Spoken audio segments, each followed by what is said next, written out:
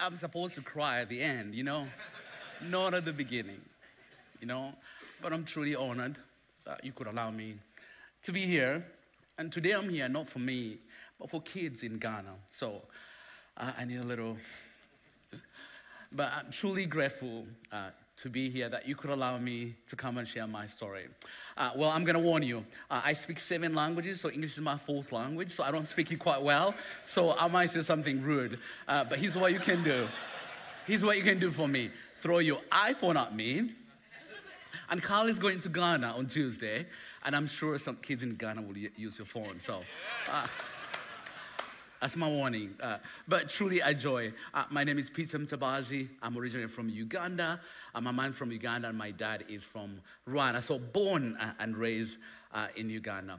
I work for World Vision. As you know, World Vision has been here for more than 75 years, and they help the most vulnerable in more than 100 countries. And so today is my joy to truly speak on behalf of kids in Ghana. They've been waiting for you to give them an opportunity to hear their story today. So they know today I'm speaking on their behalf. They know you're worshiping. They know Carl is coming. They are pumped and really, really excited that today you're making their day. Well, yes, I work for World Vision, but coming here wasn't easy. I really struggled with 2 things. When I came to the United States, I flew from Uganda to Los Angeles. And as I arrived, they took me for dinner. And I ate. I had never seen that much food in my entire life. I ate as much as I could. And I loved every bit of it. But I was with other people. They ate some of it, and they threw away the rest of the food. And so I sat there thinking, why are they throwing away the food? And it wasn't just our table, but I could see them holding table after table and throwing it away. And in those moments, I sat and said, God, do you love us the same way? Do you love us that others can have so much throw away and others can die for lack of beans? Here's why. I did not have a name until when I was 2 years old. Why? Because for every 100 children were born in my village, 60 would die before the age of 2. So most moms didn't name their kids until they were 2, and they were sure they will make it. Why did they die? Dirty water. If malaria catches you and you haven't eaten for 24 hours, you lose your life. And so for me, sitting in that midst of seeing food thrown away, saying, God, do you love us the same way? Do you care for us?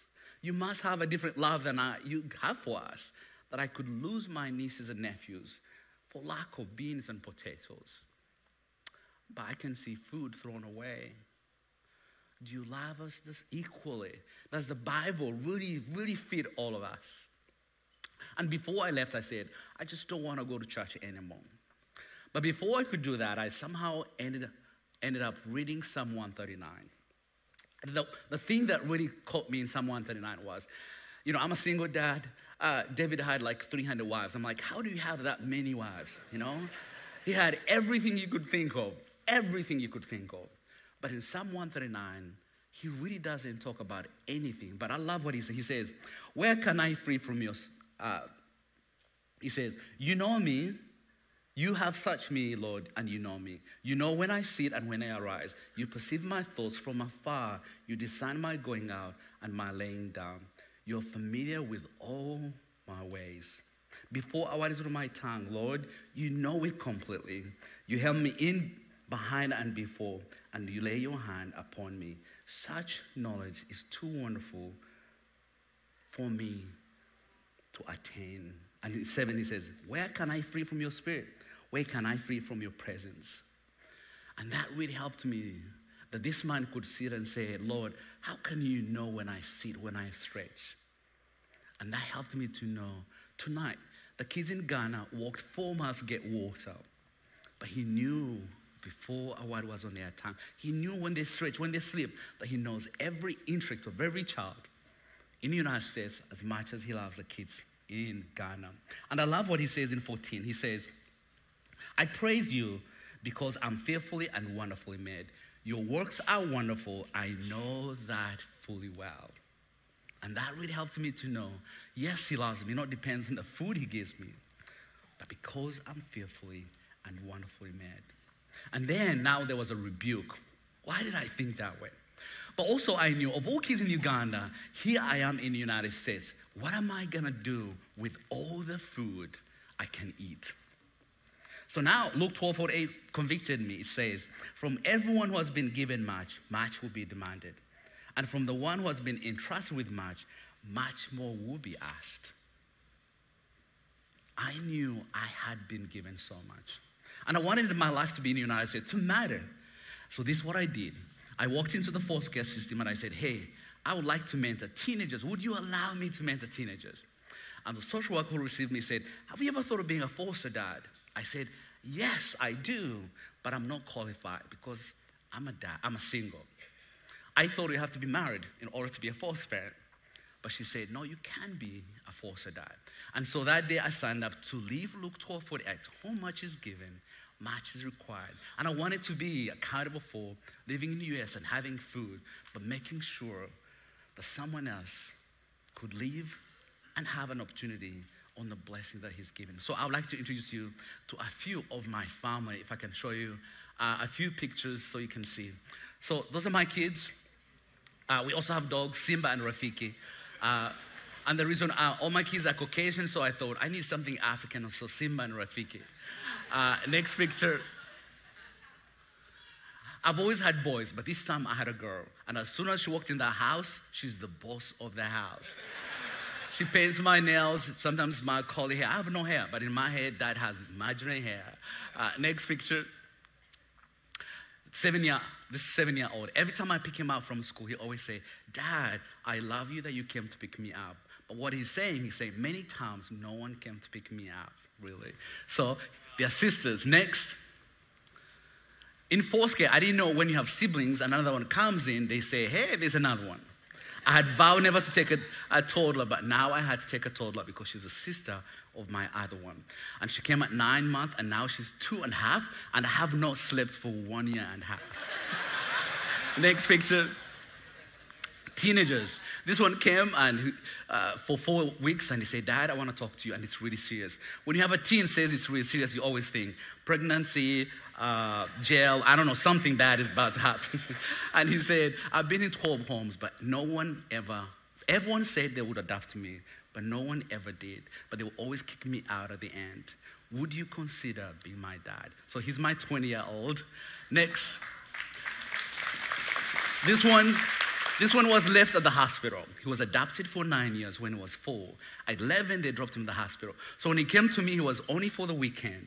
And then once he came in, he said, can I call you my dad? I said, absolutely no, because you're leaving on Monday. And then on Monday, I got to know his story. And he's my adopted son, Anthony Mutabazi. Next.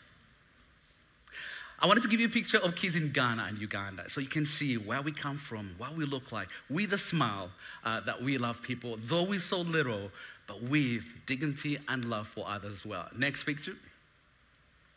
This is for you go to grocery stores. But most kids in Ghana, this is how they get their food. They go to the store and get food like you do during the summertime.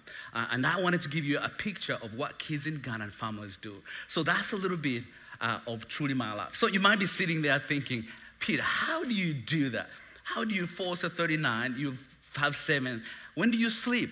When do you think? And I'm going to take you on how I got to be a foster parent. And in this case, I want to take you to Ghana with my little life as I share with you. I was born in a place where no one taught me to dream. No one ever said there was a future for me. Life was miserable in every shape, form you could imagine. I could not dream because I didn't know what dream meant. I could not make it because I didn't have a name until when I was 2 years old. To me, all I knew was poverty from the day I was born to the day I knew I would lose my life. We could not afford 1 meal a day. We could afford 1 meal every other day. We could not afford beans and potatoes for the same day. Today we have beans, the next day you had potatoes. As a mom, how do you tell your child to dream? Like, how do you say, hey son, dream, when she cannot feed you for one night? I went to fetch water, just like many kids in Ghana today, 3 to 4 miles away, one way, 4 times, sometimes in a day. How do you dream if that's all the life that you have? I had 2 pairs of clothes, one for Monday to Saturday and one for Sunday. I never had a pair of shoes until when I was 16 years old. How do you dream? I never seen a toy or anything that resembled a toy. As kids, we had to grow so fast. I could not go to school because my parents could not afford $5. 1, 2, 3, 4, 5. $5. At the age of 4, I began to realize that not only were we poor, but I had the most abusive father you could think of. Abusive in every shape, form you could imagine. So for me, I had poverty on one side, and on the other side, a mean, abusive dad. So this is what I grew up hearing from my father. Peter, you'll never amount to anything. Peter, you're worthless and useless. Peter, I wish you were never born, so I did not have to feed you. Peter, dogs are worse than you. How do you dream? If that's all you hear every morning and every night you go to bed, how do you dream? But the abuse that came towards me also came towards my mom. So you knew when your mom goes to your dad and says the kids haven't eaten, she gets the abuse and the beatings because of your needs. As a kid, the guilt of my needs put my mom in danger. How do you want to survive? So at the age of 10, I thought my father was going to kill me. So I said, but why should I give him the opportunity? So I went to the bus station. I had never been 20 miles away. I went to the bus station and I said, hey, of all these buses, which one goes the farthest? And the lady said that one. And I got on that bus and I ran away and I went 500 kilometers away from my village. I ended up in Kampala. And I had one option. One option was to be a street kid. So I became a street kid at the age of 10. You may say, what was it like living on the streets? 100 times than my family. But there was a difference, that I was being abused at least by strangers, not my family. And that was my life for 5 years. As street kids, we learned how to survive. Surviving was steal while you're helping. We didn't steal money, just food. Most people didn't make $1 a day. So we stole food, buy food. I carried them from one end to the other. And so one day, a gentleman came and was buying food. And we knew who can afford food. You're wearing glasses, khakis, and you're wearing shoes. We knew you can. So today, if you're wearing those, just be worried for your wallet. I might take one. And I saw him and I followed him. And as soon as he bought his food, I carried it. I said, no, put my food down. Put my food down.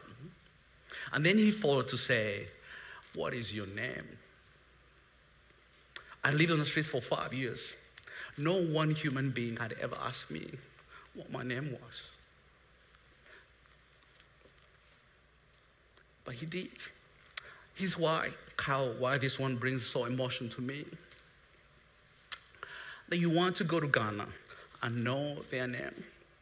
That you want to go to Ghana so you can know what they eat. You can meet their grandparents.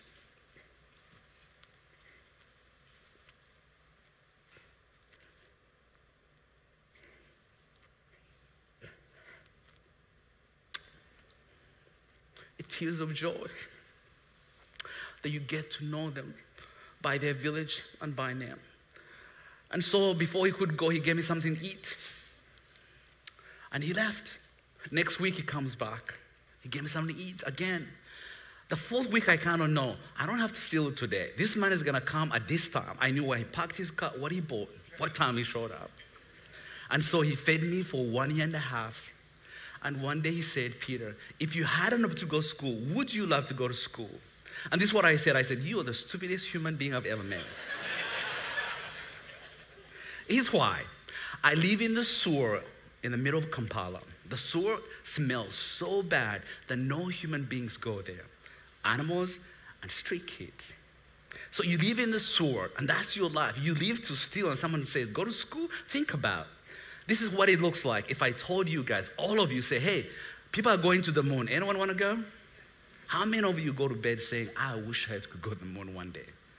That's how far-fetched going to school was for me and sometimes for the kids in Ghana today. So I said, no. So next time he comes back, he said, if you go to school, there'll be lunch, dinner, and breakfast. I was like, Can we go now? Can we go now? Because he spoke the language that I understood, food. And so I went to school. And I went to school not because I wanted to be a teacher. I went to school not because I wanted to be anything. I went to school for one reason. Because for the first time, someone saw me as a human being. I was treated more like a stray animal most of my life. And so for him say going to school, I said, I will go.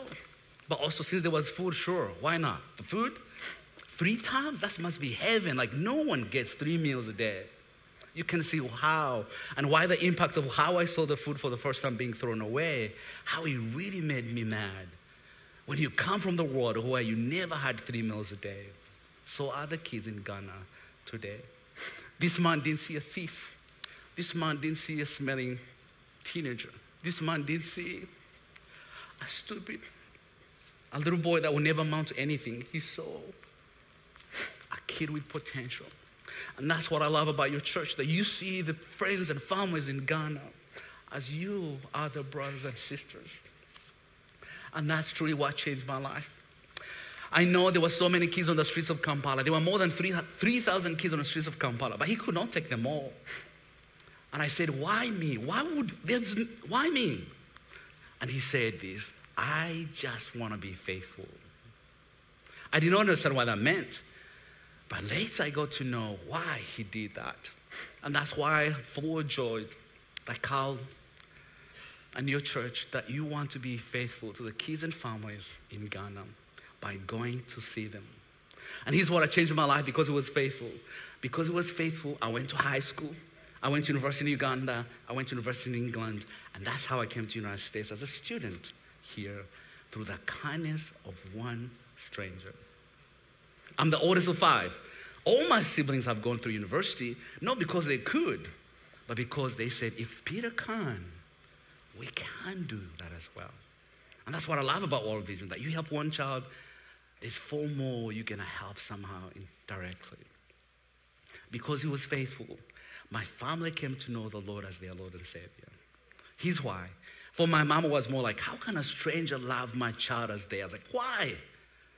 And once she knew this man loved the Lord, he said, I want to go to church. He goes. And all my siblings and all my family go to church. For me, it took me a while to be a believer because I could not understand the Bible that much. Here's why. The Bible says, forgive even those who've wronged against you. I'm like, okay, we can forgive some people, but there are some that should never be forgiven. And my father was in that. So for me, here's what I wanted to do. I wanted to go back home and break my dad's leg and arm and say, now I forgive you. That was my whole goal. But this man taught me the life of what Christ did. But he used one story that changed to me to this day. When Joseph met his brothers, they were scared that he's going to kill them. What did he say? For what you meant for evil, God used it for good to save a life. And that's why I work for World Vision, to use my background as a foundation to help others. I'm a foster dad, not because I know how, or not because I had a good example. For me, every man I know was bad. But this man taught me what our father ought to be. That's why I'm a foster dad, to be kind, to love unconditionally, to love your parents and encourage them and come alongside them. So you see why, for me, Luke 12:48 is so important to me. It says, from everyone who has been given much, much will be demanded. And from the one who has been entrusted with much, much more will be asked. I have been entrusted with much. We have been entrusted with much, haven't we? I didn't have a family. I have a family. I could not dream. I dream now through the kindness of a stranger. Me and my brothers and my little boys too, we sponsor 14 kids, and we love receiving their letters. And I love how World Vision has changed the way they do it. Before you go to the lobby and pick up a child you wanted, but World Vision said, but what if we could change it? What if we could give an opportunity for a kid who's never been able to choose a pair of shoes like me, a pair of clothes, an opportunity to dream for the first time in their lives, to pick their own sponsor? What if they are the ones to choose you rather than you choose them? Watch the video.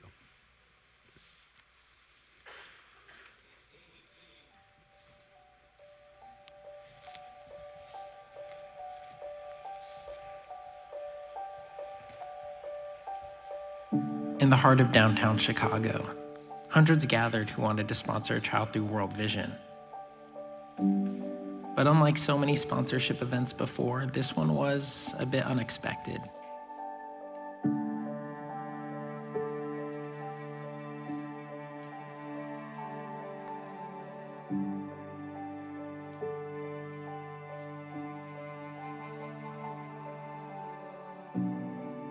Instead of having people choose a kid from a set of photos, like sponsorship's been done for decades, we did something that we've never done before.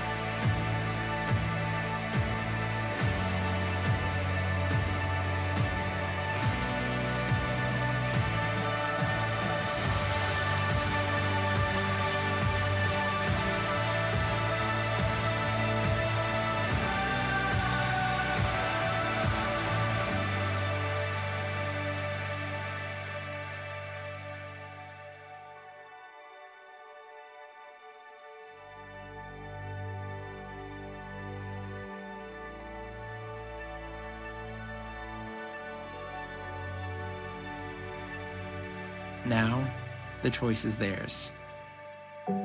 The choice to take hold of their future, to pursue their God-given gifts, to become change makers in their communities, and even the choice to step into a life-changing relationship with you.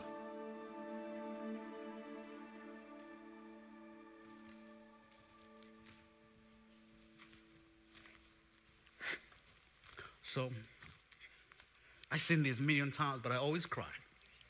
So Kyle is going to Ghana, and on Thursday, they're gonna have a tent. They're gonna welcome him, and then the farmers are gonna walk in the tent, and then they're gonna see your pictures. And then he'll come back in 2 Sundays, I think. You get to know who chose you. You go at the same time, pick the way they picked. You go in front of the lobby and pick up your name, and you're gonna know who chose you and why they chose you. Thank you.